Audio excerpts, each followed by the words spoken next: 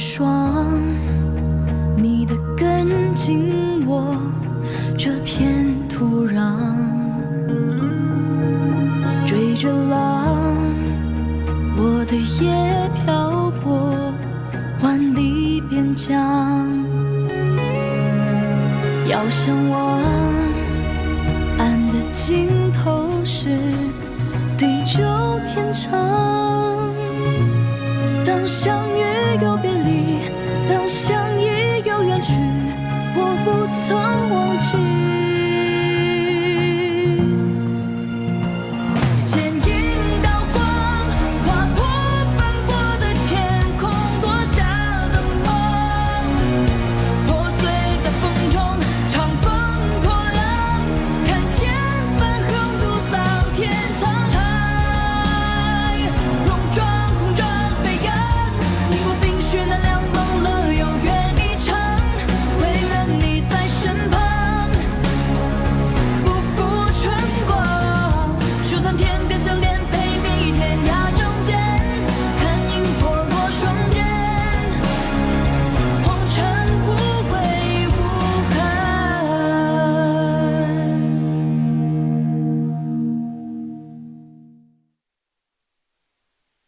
十七郎，我暗中追查下来，发现信王府并没有什么异样，特别是菜油、麻油、干柴、木炭等物，和往日的用量没有什么不同。而且我也查了历年历月信王府在油铺还有炭铺等处的账目，对着厨房还有柴房进行了清查，都没有什么不对。这要说没有助燃之物，怎么会烧成那样？这也太奇怪了。是啊，我也查了府中的仆役，查来查去也没有发现什么蛛丝马迹。十七郎，看婉娘给你带什么来了？奶娘，您怎么来了？你下次要来，派人来叫我一声，我过去便是。这几步路啊，我还走得动。婉娘特意去香积寺啊，求了一部住持大师亲手抄写的心经，据说供在往生人的牌位前，最是能积福消业、积攒功德。今日特意送来，让你供在刘娘娘灵前。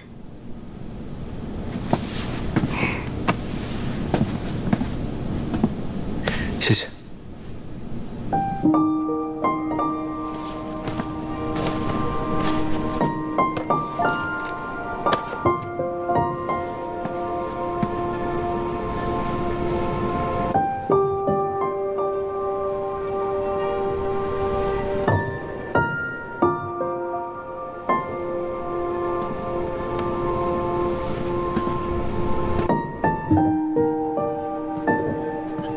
奶娘，我帮您插吧，您小心火烛烫到手。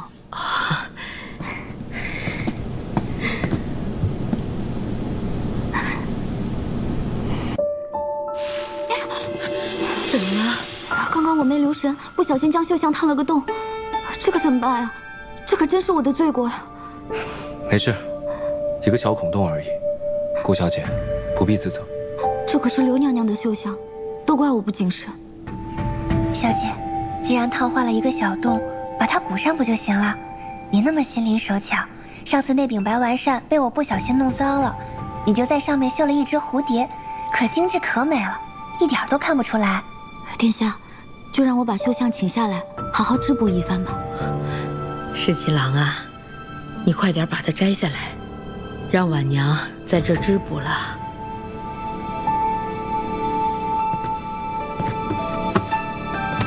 那就麻烦顾小姐了。殿下何出此言？婉娘只是亡羊补牢罢了。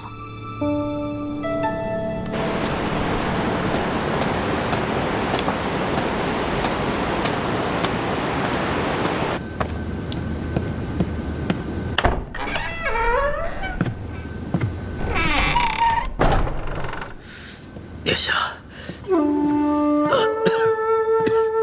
韩将军，该喝药了。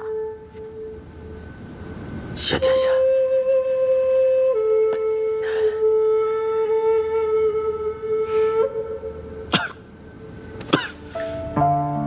韩将军身上的伤好些了吗？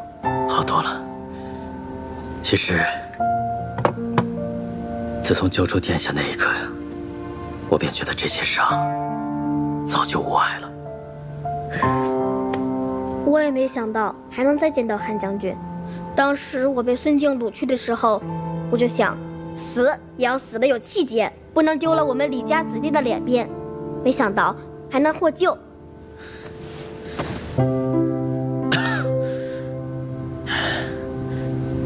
那日救下太孙后，我们走投无路，幸得秦王手下寻到并告知孝妃娘娘，娘娘让我们在这里暂住些时日。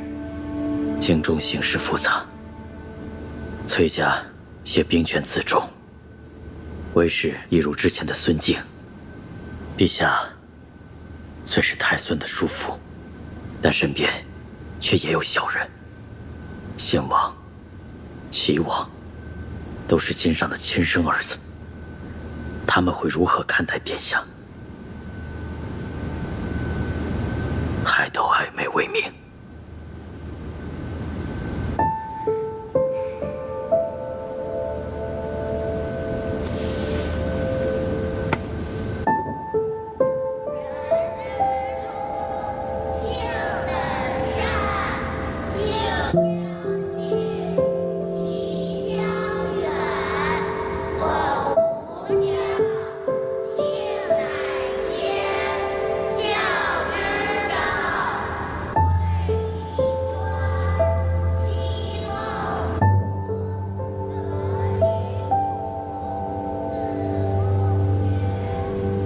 此处可还住得惯？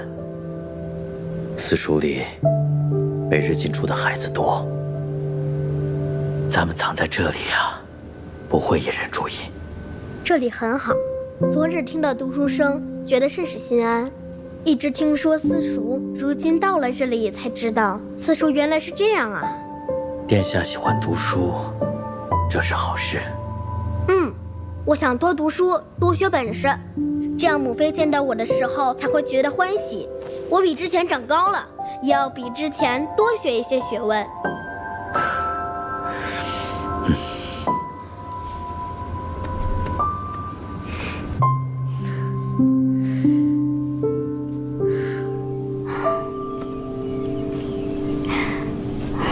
都怪我不谨慎，这种丝绸最是易燃，香头碰上去就烧坏一个洞，连里面的金线都烧断了。这种真金线一触上去，断了就缩成小小一颗，又不像丝线可以重新接起来，只能整根抽出来重新绣。怪不得你让我命人去拿这种金线，没想到小小的一捆，掂起来这么重。丝衣处取来的金线乃是上上好的金线，自然分量十足。说起来，先帝几年前曾下令，天下人尽穿绣金衣，诸人自然不敢违令，所以他们就把金箔贴在丝绸上，这些就不算绣金衣，而是贴金衣，也不算违令了。近几年来，京中很是流行呢。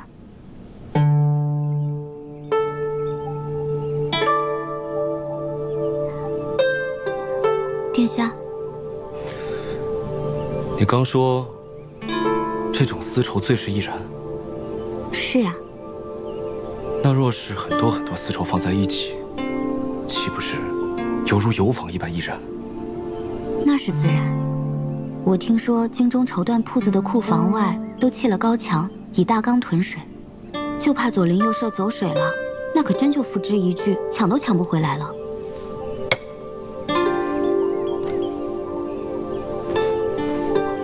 殿下，你怎么了？你刚还说京都里都穿贴金衣，都在丝绸上贴金。对啊，虽然只是薄薄一层金箔，但贴上去光滑灿烂，十分好看呢。真金线一碰到火就会缩小成一颗，那么真金箔同样是这个道理。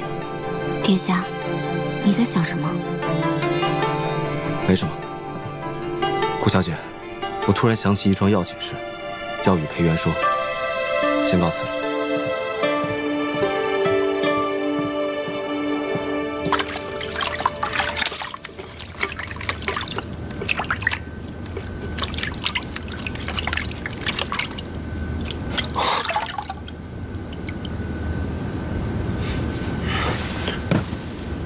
石七郎，从西王府后院挖出来的泥土，里面怎么会有小金珠呢？去查一查，信王府里近日有没有大量采办贴金绸缎？贴金绸缎？还有，信王那些亲信们，也都给我查一查，有没有同样采办贴金绸缎？好。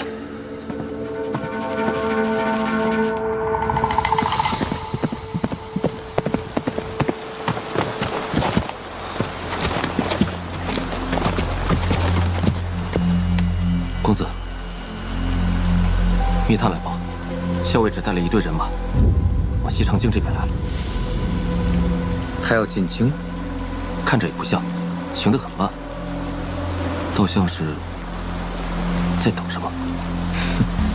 他是在等李逆吗？他一片痴心，李逆怕是要辜负了。李逆这个人，真是迂腐。事到如今也不敢对阿莹说一句“我想娶你”。信王、齐王又是个什么东西，也敢肖像阿莹？公子，要不要出手教训一下他们？不必打草惊蛇。是。阿莹既然从洛阳出来，也是好事，起码脱离了崔家军的大队。否则，我们难以下手。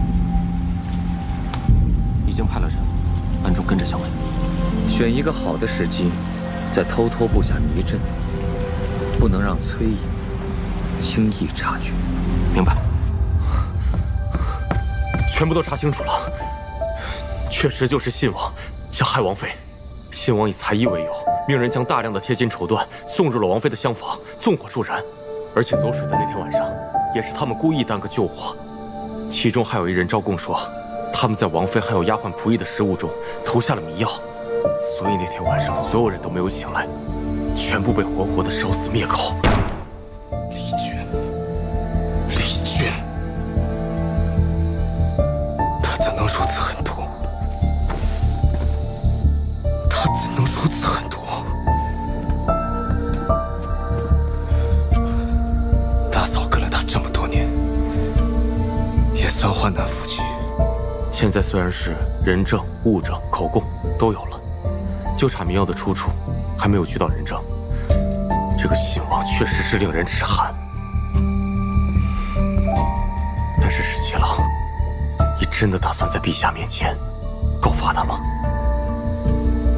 等王妃去世后，只有大嫂关心我、呵护我。她死得如此冤屈，我一定要在陛下面前替她讨个公道。陛下万岁！万岁！万岁！平身。谢陛下。秦王呢？陛下，秦王说有要紧军务，一早就出城了，赶不及朝会，让臣给您告假。成天军务的，就好像他一个人有事儿似的。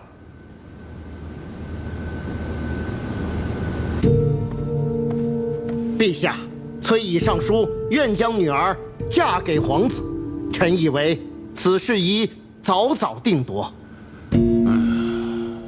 这总不好去问崔乙，齐王跟秦王到底要把女儿嫁给哪一个？陛下，信王新官，信王也可以迎娶崔氏。卿说的有道理啊。陛下，信王妃刚刚允了不多时日，儿臣真的没有心思续弦。信王真是有情有义之人呐。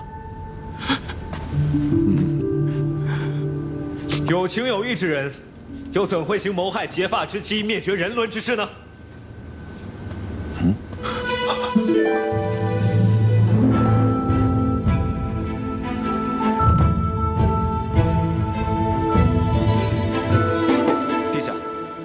信王先是给信王妃和伺候王妃的人下了迷药，又在王妃屋子里堆满了绸缎助燃，故意纵火，假装走水，活活烧死了信王妃和满院子的人。你血口喷人！林毅，你胡说什么呀？陛下，人证物证一应俱全，儿臣今日一早出城就是为了追查此事。运送绸缎入府的人和下迷药的信王亲信皆已被我捉拿，信王亲信数人的口供连同人证物证已经一起送往了大理寺。陛下，这血口喷人呐！儿臣没有，儿臣真的没有干过这些事情啊！父皇，请为我做主啊！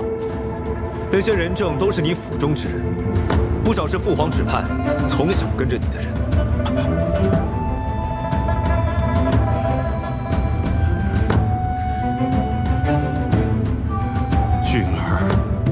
俊儿啊！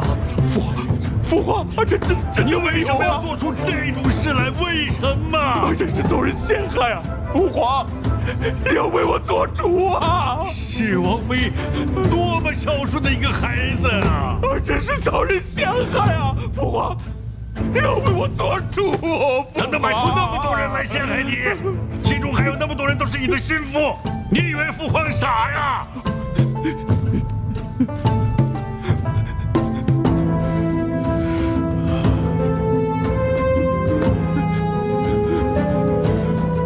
陛下，信王此行悖逆人伦，谋害结发妻子之事，请陛下严惩。请陛下严惩。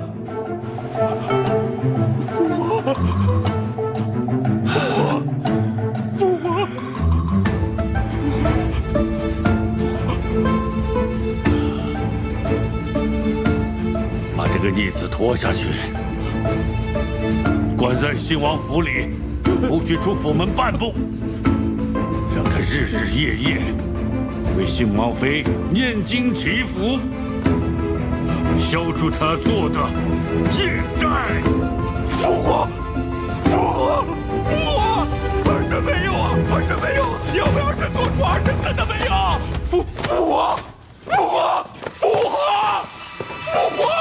臣没有啊，儿臣没有，你要为儿臣做主，父皇，儿臣真的没有。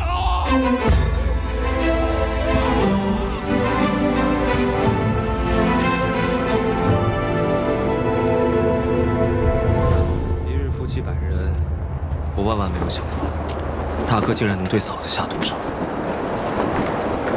夫妻打架，兄弟争田产，在我们乡下也没少见过。谁知道在这京城，有人竟然会为了争权夺势，杀了自己的婆娘，也太不是东西了吧！嫂子刚嫁过来时，王府里就我最不受人待见。她知道我自幼丧母，一直对我很好。如此心地善良的一个人，大哥也能下得了手。来西上京之前，还想着这京都热闹，好多见见世面。谁知见了这么多事情，还不如不来。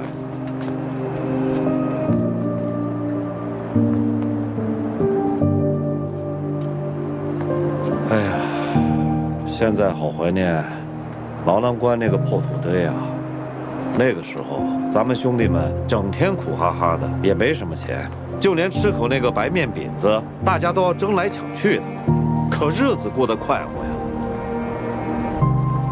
是啊，那个时候真心快活。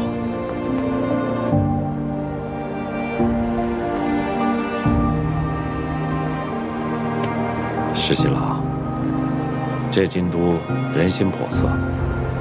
你说过，将来咱们要回牢南关，咱们什么时候回去啊？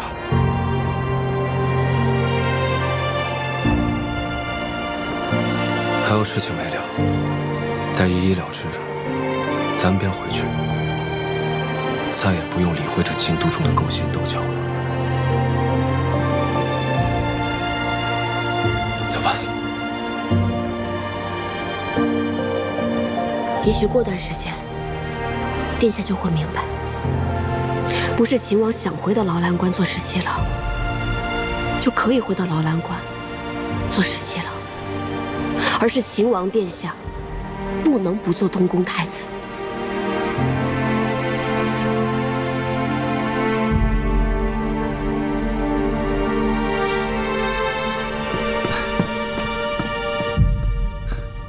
十七郎，桃子传信来，说崔小姐等着，乐娥园相见。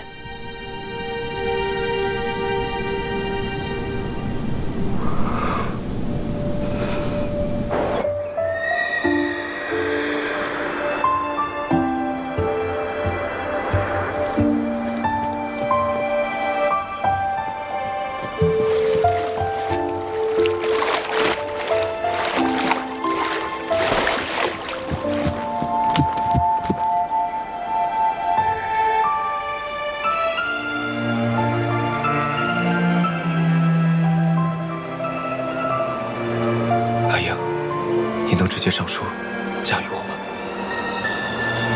十七郎，你还看不明白吗？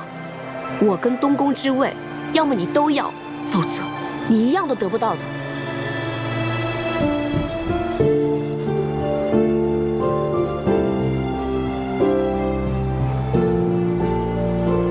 你就不能相信我，不再逼我，给我一点时间吗？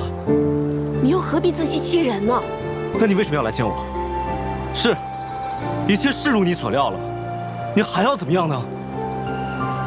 我不是来看你笑话的，我知道亲人做出这样的事情，你肯定很难过，所以我只是想来看看你。是啊，但是他结发妻子，他都能那样做。那是东宫，是储君之位。所以权力会让人丧心病狂的，所以我才不要那个位子。自幼我就知道那是个牢笼，难道你要让我们的孩子将来也生在这牢笼之中吗？是，权力会让人丧心病狂，你也会这么说。正因为如此，你还要让我们的孩子将来因为这个位子争得自相残杀吗？但你是天子的儿子，你是收复两京的秦王，你还是名动天下的镇西军统帅。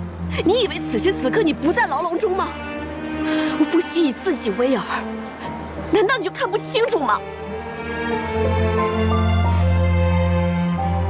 我不想再跟你吵架了。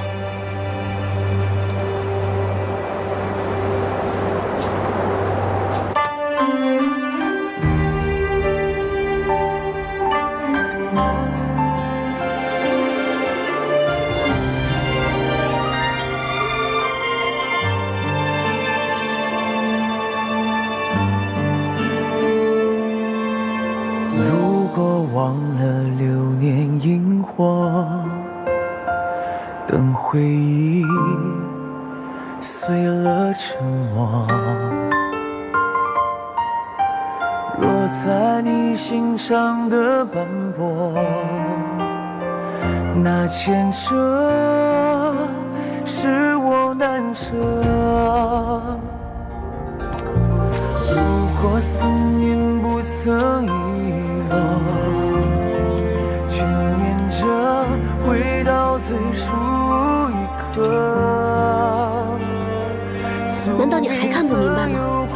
我跟东宫之位，要么你都要，否则你一样也得不到的。你就不能相信我，不再逼我，给我一点时间吗？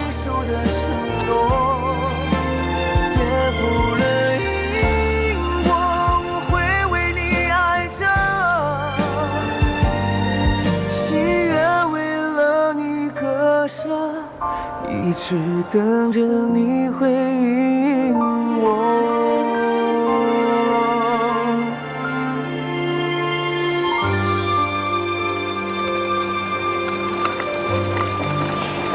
这儿，哎呦，二位客官，来点糖饼啊！我要吃，哎，要2个这个，再要2个这个吧。哎，好好好。耳朵。你说这次小姐为什么要独自去见秦王，不让我跟着呢？她是不是有什么事情瞒着我呀？不会吧，你们家校尉对你那么好，他不会有事情瞒你的。那是不用说的，小姐对我再是极好的，那她为什么不让我跟着呢？那会不会是因为他他就是想一个人去见石七郎。就像我也就想一个人跟你待在一块儿。如果你们家校尉和石七郎都在的话，那我们说话岂不是很不自在？或许他也是这么想的呢。你什么时候说起话来嘴这么甜了？我没有嘴甜，我就是实话实说而已。桃子，我有个问题想问你。你问吧。上一次我在乐游园问你的问题，你还没回答我呢。你到底愿不愿意？傻子，我要是不愿意的话，还能坐在这儿跟你一起吃点心吗？也是，也是。吃吧，好吃吧？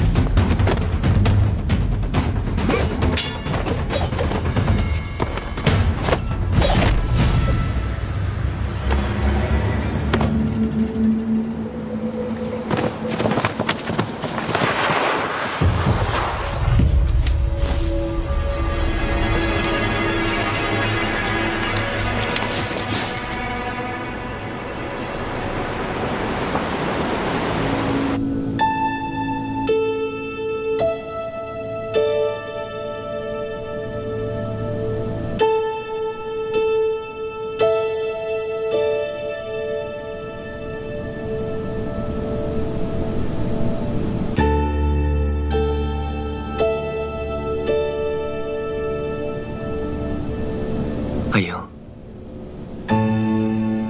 你醒了。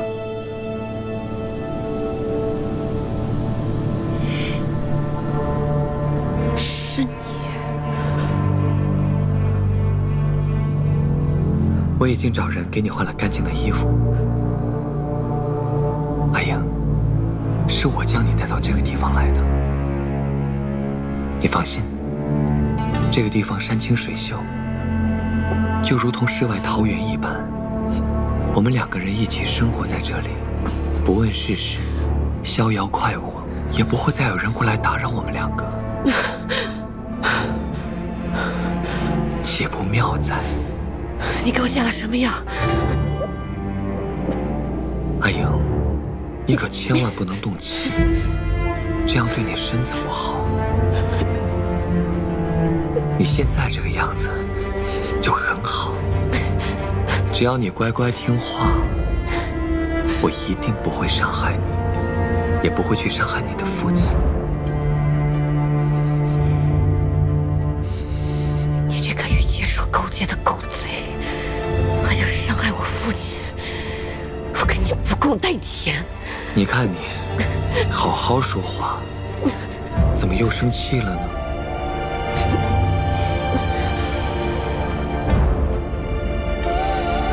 阿莹，你一会儿想吃什么？我让人做了好些你爱吃的菜。过一会儿，我们一起吃饭，好不好？你给我滚开！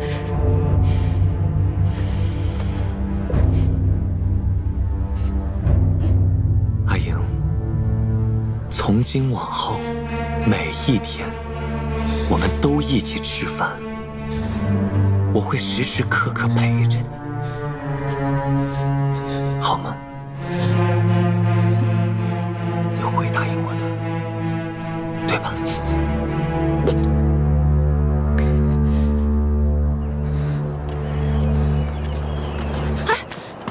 亲王，我们家小姐不见了。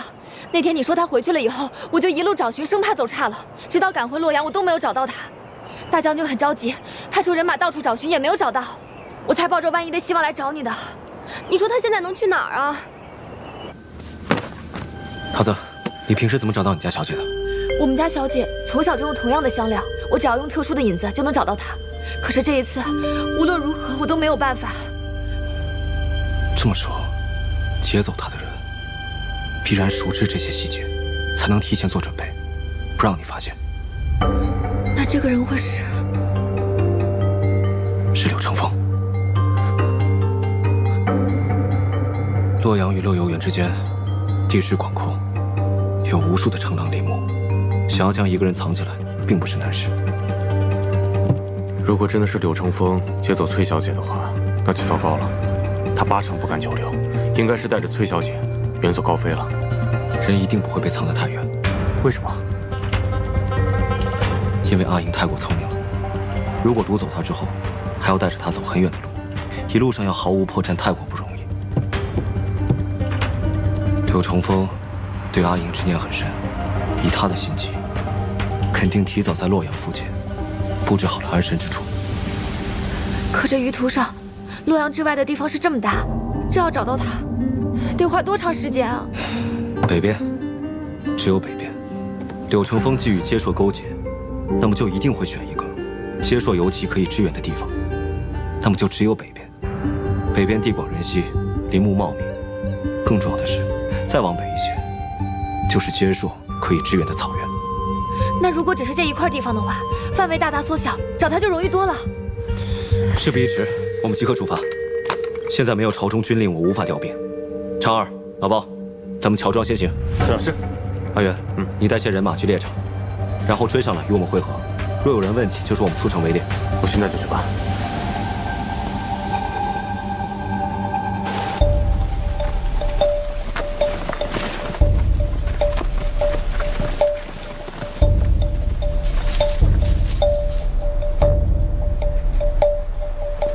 怎么样？这两边的山都搜过了，没什么异样。崇山峻岭，人烟稀少，不好找。石七郎，俺倒有个法子。什么？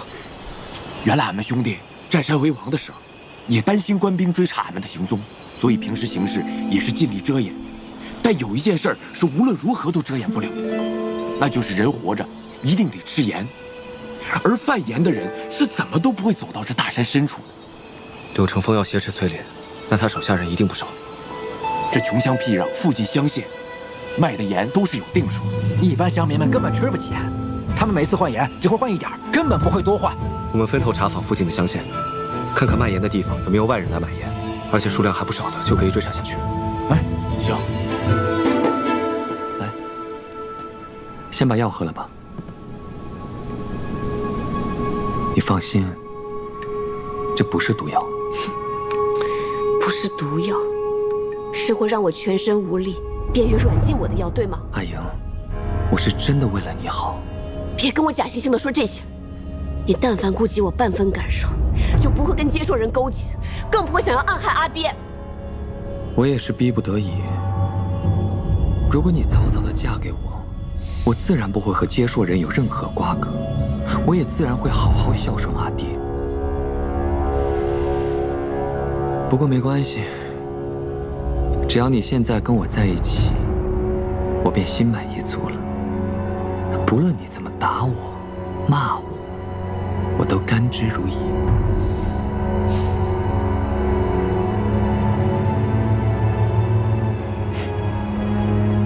如果你不肯喝，那我喂你。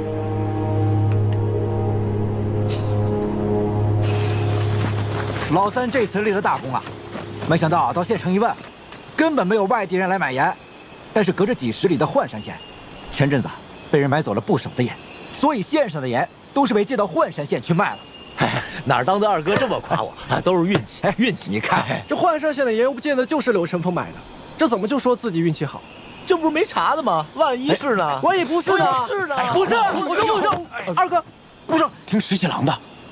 我们继续分头行动，搜寻各个山头。方圆左右不过100里，我们每个人多带一些人马。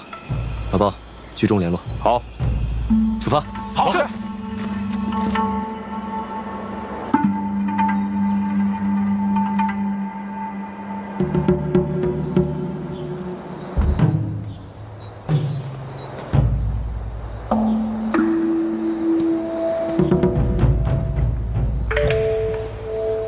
公子，附近相见似有陌生人，还在外头的烧炭，还看到了马蹄印。李逆这个杀才，鼻子比狗还灵，现在反倒自己送上门来了。正好，我就把他和他的狗腿子一网打尽，然后在阿莹面前杀了。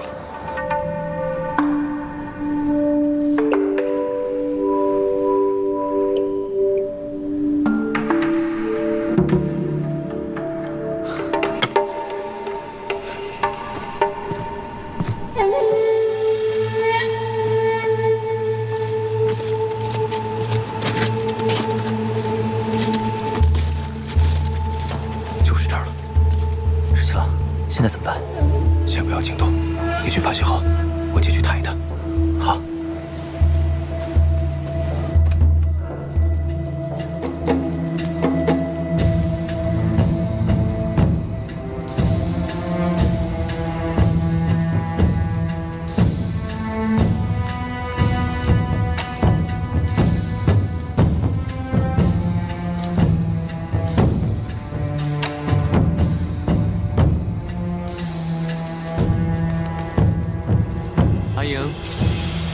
你在看什么？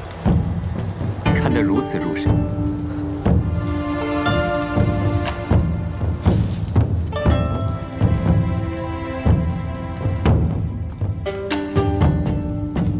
你快看看，我给你带什么过来了？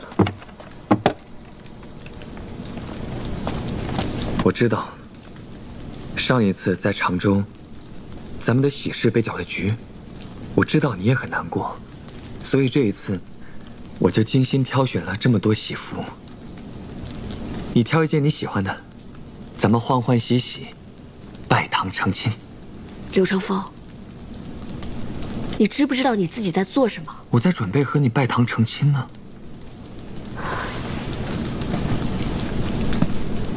你心里明明知道，我永远都不会嫁给你的。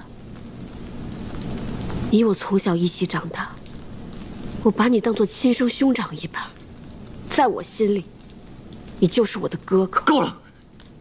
你不要再拿这种话来搪塞我。你父亲从未把我当成亲生儿子，我也根本就不是你的哥哥，都是因为李逆。如果没有李逆的话，你早就嫁给我了，你也绝不会说出如此冷酷无情的话。有没有李逆，我都不会喜欢你的。父亲曾经不止一次地问我，想不想嫁给你？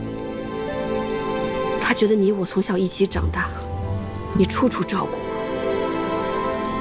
阿爹在想，如果有一天他离开了这个人世间，留着我一个人，会不会孤独？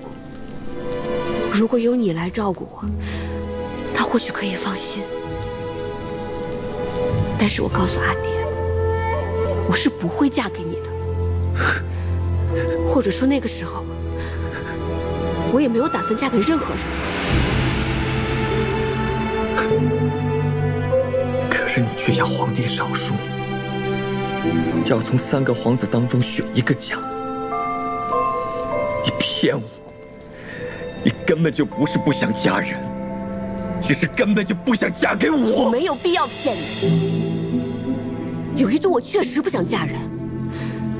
世间女子如此苦，来这世上走一遭，如果没有人懂我知我，我为什么非要嫁人？我自己一个人快乐自由地活着，难道不好吗？我难道不懂你，不知你吗？你从前对我很尊重，也对我很好，但是那不是懂我，也不是知我。在遇到李逆之前，我觉得自己一个人挺好的，但是遇到李逆之后，我只想跟他在一起。阿莹，我喜欢你都喜欢成那样了，你为什么说这些话来伤害我？是不是因为我跟接触人结交，所以你才特别生气，才特别恨我？我只是想要活下去。如果我死了，你会记得我吗？你不会，你会马上把我给忘了，你会把我抛出脑后，你会嫁给李逆，让我过着幸福快乐的日子。你会永远忘了我的，你会永远忘了我的。所以我不能死，我不能死，我不能让你嫁给李逆，所以我才去找了解说人。公子，这也许是我最后一次再叫你公子了。因为从前那个爱护我、让我尊敬的兄长，他已经死了。他死了，他死在那条河里了。你当然有权利选择继续活下去，但你为了活着去找接说人，你不能说是为了我去找他们。说来说去，如今这一切，变成我自己一个人的错了。阿莹，你好狠的心啊！我为你做了这么多，现在反倒是我咎由自取。你的眼里，除了李逆，没有任何人。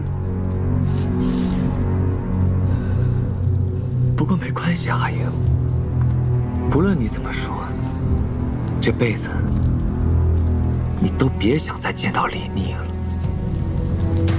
我不会让他把你从我身边抢走，你一定会是我的妻子。你做梦！我是绝对不会嫁给你的。不止李逆，还有我阿爹，他们都会来救我的。你是逃不掉的。崔家军有无数重骑，你也曾经亲眼目睹过崔家军的重骑是如何冲锋的。我阿爹会亲自纵着马过来，打碎你的骨头。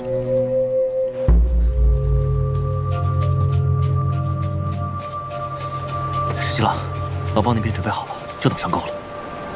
做好准备。是。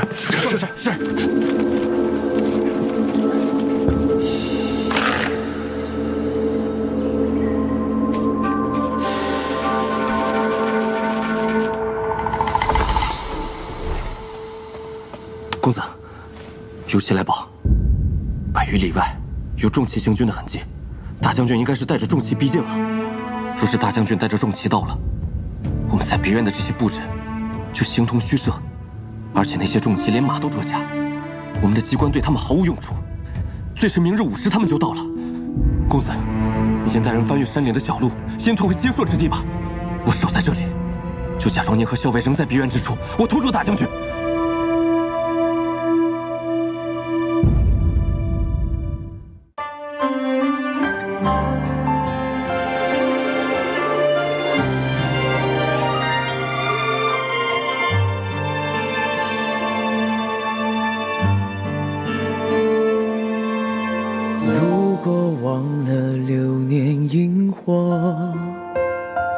等回忆碎了沉默，若在你心上的斑驳，那牵扯是我难舍。如果思念不曾遗落，眷念着回到最初一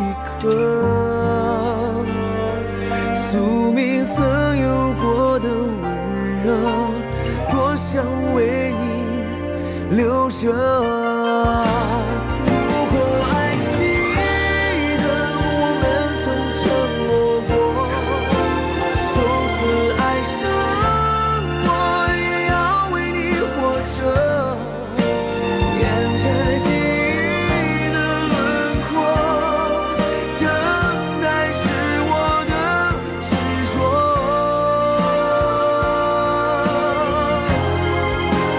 如果爱记得为你守的承诺，颠覆了因果，我会为你爱着，心也为了你歌声，一直等着你回应我。如果爱记得为你守的承诺，颠覆了因果，我会为你爱着，心也为了你歌声，一直等着你回应我。